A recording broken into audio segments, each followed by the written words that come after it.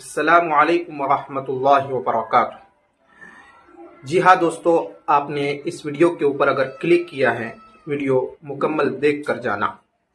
دوستو، آپ کو معلوم ہے کہ ہندوستان کے اندر ابھی کھدائی مساجدوں کے نیچے اور درگاہوں کے نیچے کھدائی کا معاملہ چل رہا ہے۔ دوستو، آپ کو معلوم ہے کہ اجمیر جو خواجہ معین الدین چشتی رحمۃ اللہ علیہ کی جو نگری ہے اور ان کی درگاہ کے نیچے مندر کو بتایا جا رہا ہے، اور کورٹ نے یہ آدیش بھی دیا ہے کہ اس کو کھودا جائے اور سروے کیا جائے۔ دوستو، ہم آپ کو ایک دوسرے مسلک کے سلمان اظہری صاحب کا ایک بیان سنا رہے ہیں کہ خواجہ معین الدین چشتی رحمۃ اللہ علیہ ہندوستان کب آئے، کیسے آئے اور کس نے بھیجا، ان کے متعلق یہ بیان کر رہے ہیں۔ آئیے ان کی زبانی سنتے ہیں۔ دوستو، اس سے پہلے آپ اس ویڈیو کو زیادہ سے زیادہ شیئر کریں، لائک کریں، سبسکرائب کرنا تو نہ بھولیے، سبسکرائب ضرور کریں اور کامنٹ باکس میں ضرور لکھیے آپ کی رائے کیا ہے۔ آئیے سلمان اظہری صاحب نے کیا کہا ہے ان کے متعلق اب سنتے ہیں۔ ہم ہندوستان کے جملہ مسلمان جتنے بھی ہیں، ایک مرد قلندر مرد درویش سیدی سرکار معین الدین حسن چشتی غریب نواز کے اس ہند میں رہتے ہیں۔ ظاہر سی بات ہے کہ ان کی سیرت ہم سب کے لیے ایک بہت بڑا مشعل راہ ہے، بہت بڑا نمونہ عمل ہے۔ آپ کو پتا ہے غریب نواز کو ہند الولی کہا جاتا ہے۔ وجہ یہ ہے کہ ولی کا ہندوستان ہے، یہ نہیں ہے کہ ہندوستان کا ولی، بلکہ یہ پورا ہند ہی ولی کا ہے۔ دربار غریب نواز سے ہندوستان کو جوڑا گیا ہے، سلطان الہند بھی کہا گیا، سلطان الاولیاء بھی کہا گیا۔ لیکن جانتے ہیں ان کے آنے کا راستہ اتنا پیچیدہ تھا۔ وہ سن 583 کی بات تھی، 583 ہجری چل رہی تھی، جب آپ حرم کعبہ سے نکل کر مدینہ طیبہ جا رہے تھے۔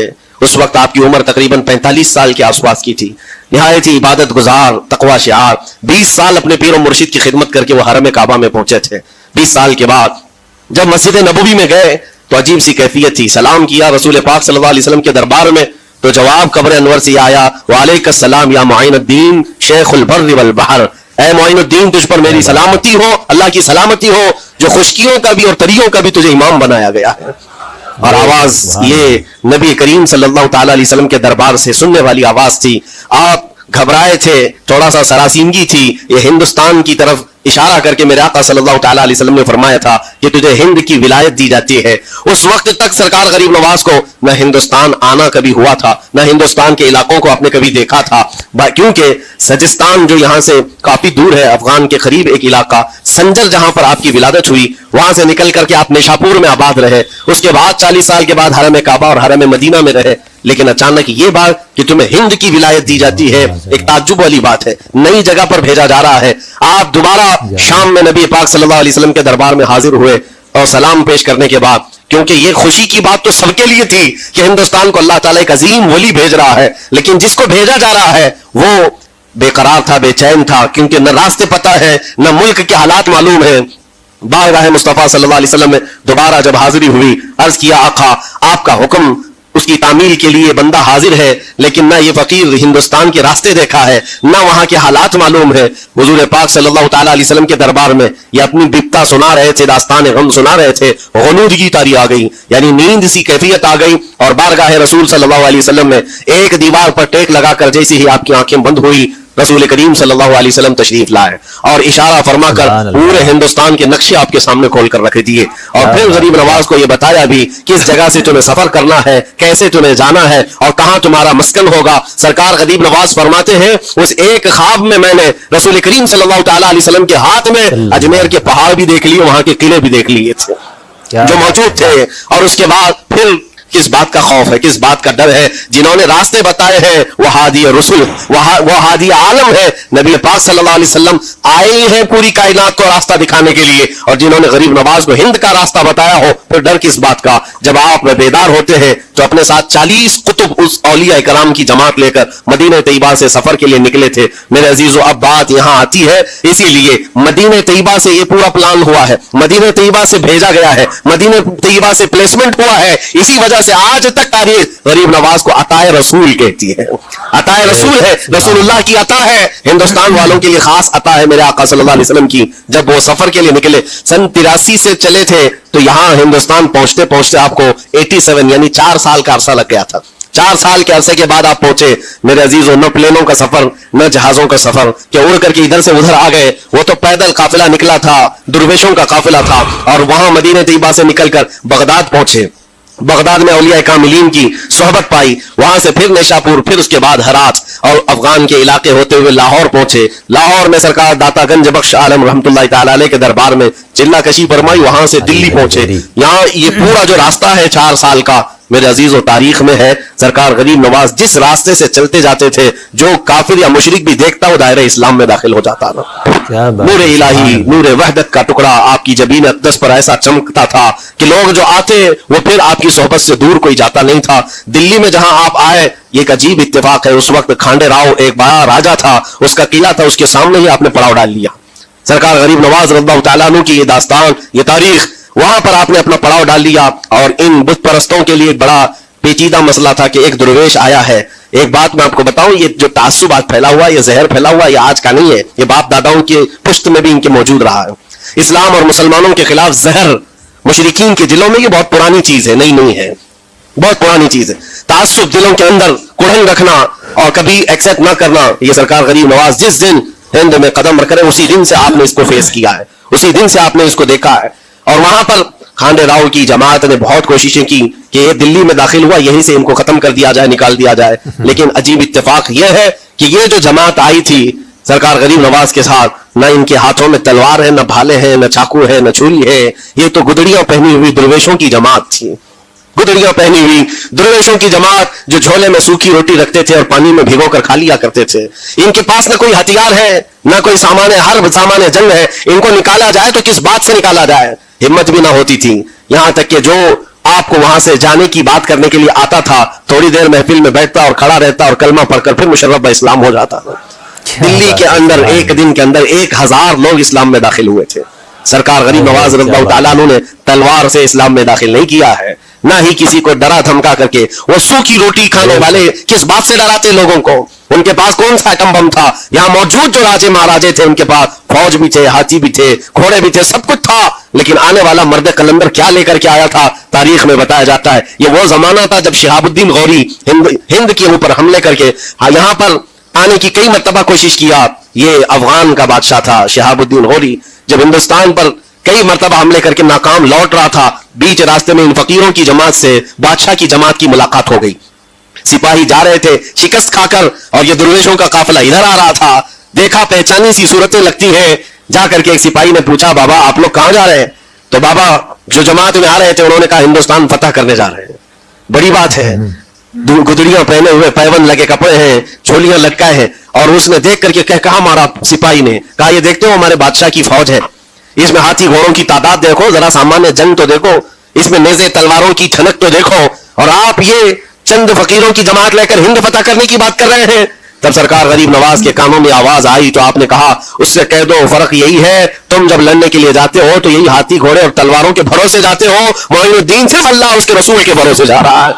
हमारे पास जो ताकत है वो अल्लाह उसके रसूल के साथ होने की ताकत है। आज के जमाने में गरीब नवाज का यह जुमला हमारा हौसला बढ़ा देता है, कोई हो या ना हो अल्लाह हमारे साथ है, अल्लाह हमारे साथ है। हालात जितने भी बदलते जाएं, लेकिन मेरे अजीजों अल्लाह हय्य व क़य्यूम हर चीज को देख रहा है, उससे कोई चीज गाफिल नहीं है। बाज लोगों ने ये शोशे छोड़ना शुरू कर दिए कि अब इनका मुस्तकबिल क्या होगा, अब इनका फ्यूचर क्या होगा, नई हुकूमतें आएंगी, नया निजाम आएगा, अब तुम्हारी न मस्जिदों की खैर है, न मीनारों से आवाज आएगी, न तुम्हारी अजानों का और न ही तुम्हारे नमाजों का कुछ फ्यूचर है। ये सब बातें उन लोगों के जरिए से आ रही है जो किसी के फजला खार है या किसी के इलेक्शन के पैसे खाए हुए लोग हैं। मैं कहता हूं जो सच्चा मोमिन है वो इस बात पर अहद करता है, करबला की सरजमीन पर भी अजान की आवाज बंद ना हो सकी थी, जहां बहता खून भी बता रहा था इस्लाम जिंदा होता है हर करबला के बाद। आज ये हालात अगर हमारे मुवाफिक नहीं है तो मेरे अजीजों नस्लों में कोई तो आएगा जो सलाहुद्दीन बनकर के उभरेगा, नस्लों में कोई तो आएगा जो गरीब नवाज का गुलाम बनकर मोइनुद्दीन बनकर के निकलेगा।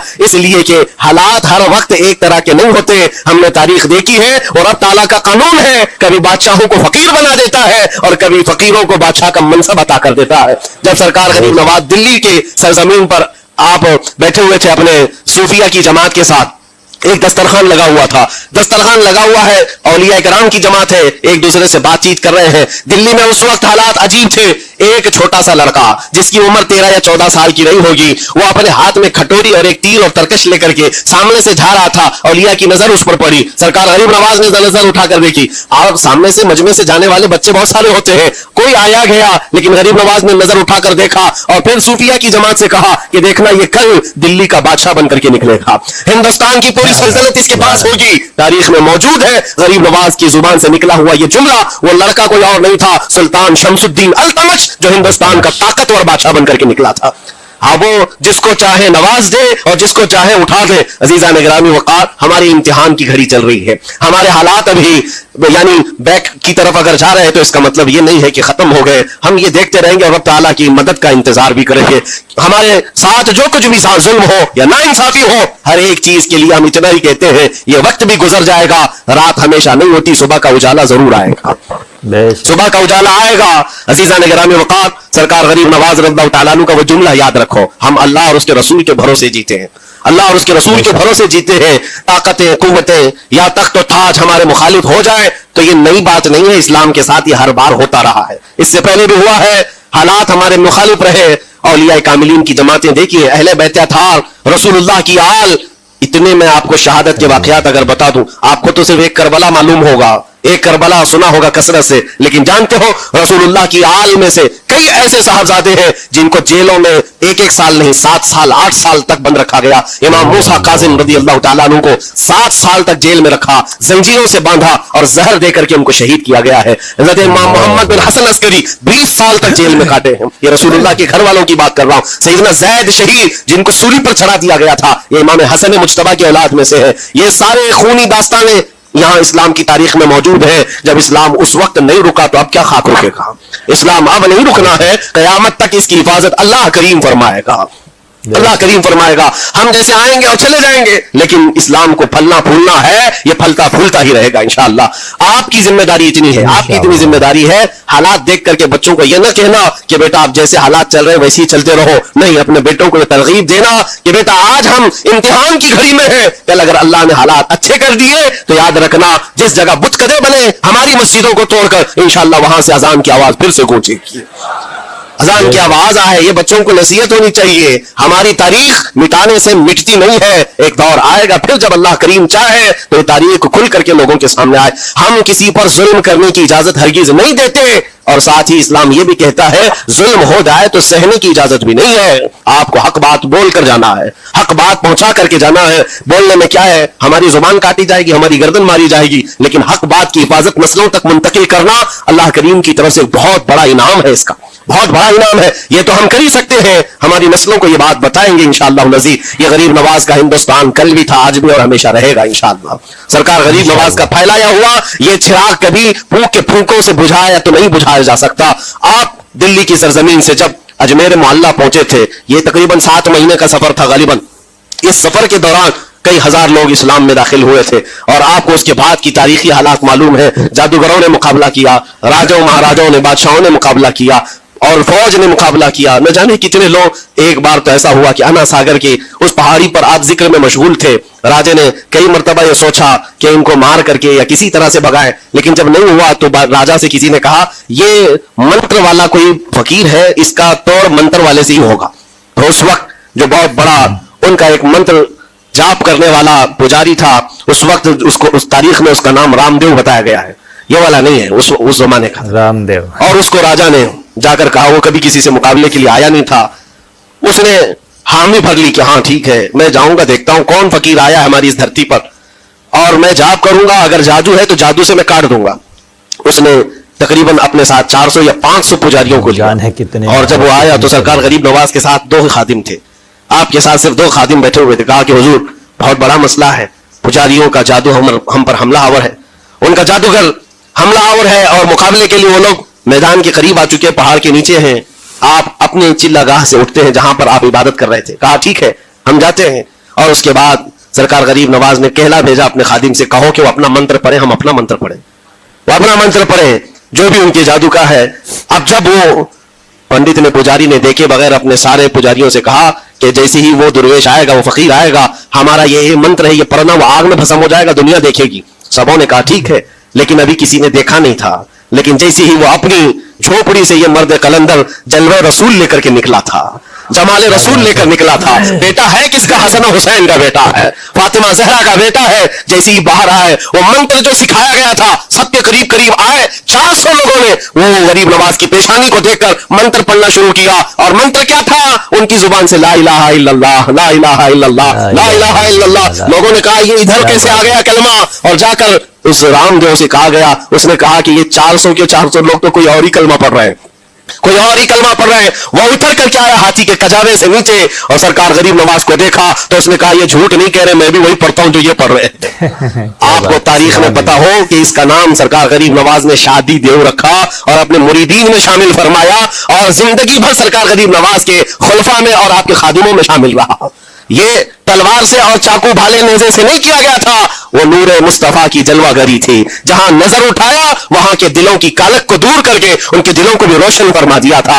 आज हम भी यही तमन्ना करते हैं, अजमेर इसीलिए जाते हैं कि एक नजर हम गरीबों पर पड़ जाए और दिल का कालक और दिल की कालक निकल जाए और फिर दिल चमकने लग जाए, क्योंकि अल्लाह के वलियों की नजर जहां पड़ती है वो जगह भी रोशन और ताबनाक हो जाया करती है। मौला करीम सरकार गरीब नवाज की निस्बतें जिंदगी भर हमारे साथ कायम व दायम रखे और फिर अपनी नस्लों को भी अल्लाह ताला उनके गुलामी में शामिल रखे। अजमेर हम जा ना सके, लेकिन यहां से हम ये इल्तिजा करेंगे गरीब नवाज के दरबार में, ख्वाजा हिंद वो दरबार है आला तेरा, कभी महरूम नहीं मांगने वाला तेरा। तेरे दर की ये करामत देखी है बारहा, तेरे दर की बारहा ये करामत देखी है, गरीब आए और हो गए।